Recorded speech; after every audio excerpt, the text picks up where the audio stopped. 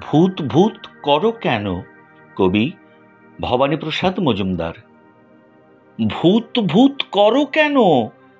ভূত কেউ দেখেছ?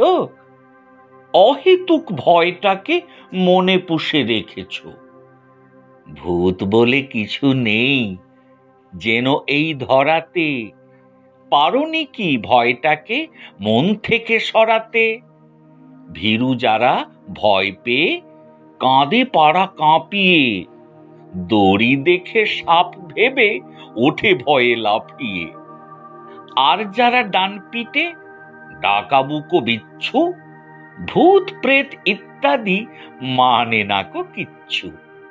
ভুল বুঝে ভয় পাও, ভয়টাই বদভূত।